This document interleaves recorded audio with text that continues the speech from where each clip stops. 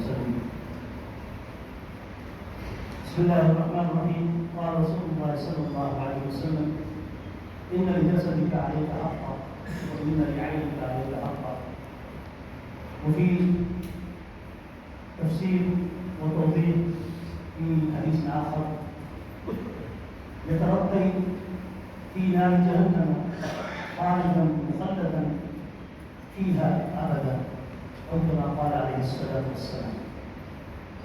محبوب کریم سید المرسلین خاتم النبیین محمد رسول اللہ صلی اللہ علیہ وسلم کا پاک و پیارا ارشاد ہے: فإن الجسد علیک حق، بے شک اللہ تعالیٰ نے تمہارے وجود کی جسد کی حق تمہارے اوپر رکھی ہے. یہ اللہ کی طرف سے امانت ہے، ساتھ بھی آنکھیں بھی، ہاتھ بھی، پاؤں بھی. اگر آپ ان کو آرام نہیں دیں گے، دماغ بھی، تو اللہ تعالیٰ اس کا آپ سے پوچھ کرے گا. اس طرح مشقت میں اپنے آپ کو مت ڈالو کہ جس کی وجہ کو بے نیت کرتا ہوں. قرآن کہتا ہے کہ اپنے آپ کو اتنی مشقت میں مت ڈالو کہ جس سے تم خراب ہو جاؤ. خودکشی کا جو بڑھتا ہوا رجحان جو سامنے آ رہا ہے، اس میں بڑی علماء کرام کو فکر اور غور کرنے کی ضرورت ہے، اور اس پر ڈبیٹ سے پر کرنے کی ضرورت ہے. ہر آئے دن اخبار میں سننے کی ہوتی ہے: بچوں سمیت، بیوی سمیت، لٹک دیا، قتل ہو گیا، قتل کر دیا، قتل ہو گیا، گولی مار دی، گولی لگا دی. یہ عام ہوا ہے. اس کی بنیادی وجہ تو پہلے یہ ہے کہ اسٹیٹ کو چاہیے کہ غربت کے اس بڑھتے ہوئے مصیبت کو لگام دے.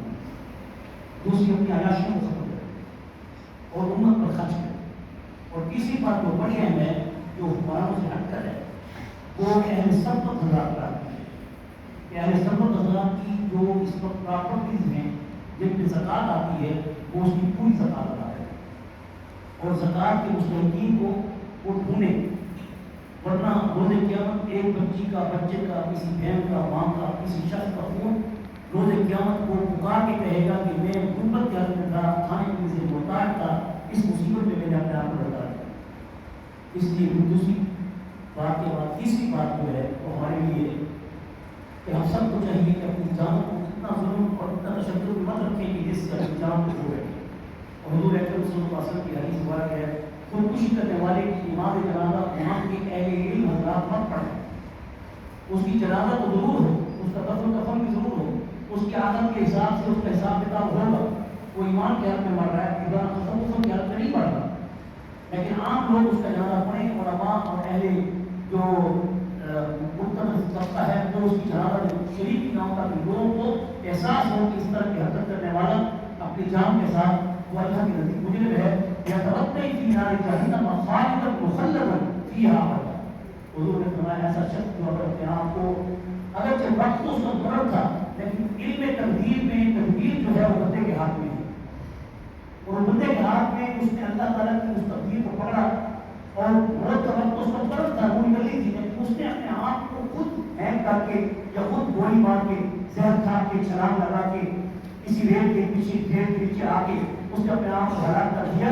یہ گویا کہ اس نے تدبیر کو اختیار خود کر کے اللہ کی تقدیر میں ہاتھ ڈالا. اس لیے ایسا شخص اگر مرے گا تو وہ جہنم میں جائے گا. یہ تنبیہ ہے، یہ نہیں کہ ہمیشہ کے لیے وہ جہنم میں جائے گا جب تک قیامت کا حشر نہیں ہوگا. وہ قیامت تک جہنم کے اندر کسی طرح کسی تقدیر سے بلایا جائے گا. اس کے ساتھ ایسا معاملہ بار بار اٹھایا جائے گا، اور وہ ایسی خودکشی کرتا رہے گا جس طریقے سے دنیا سے وہ کیا ہے. اور خالد و مخلد فیہا ابدا، اس جنت کے اندر ہمیشہ رہے گا. اللہ تعالیٰ سے دعا ہے کہ اللہ تعالیٰ ہمیں فکر نصیب فرمائے، ایک دوسرے کا احساس نصیب فرمائے، ایک دوسرے سے محبت و پیار اور اصرار نصیب فرمائے، اور اہل سنت اور اہل مقتدر اور اہل حکمران طبقہ کو اللہ تعالیٰ عقل صحیح عطا فرمائے، اور ہم سب کے مالوں کو اللہ تعالیٰ صحیح خرچ کرنے کی اور غریبوں پر، بیواؤں پر، مسکینوں پر خرچ کرنے کی توفیق نصیب فرمائے. وصلی اللہ تعالیٰ علی محمد وعلی آلہ وصحبہ.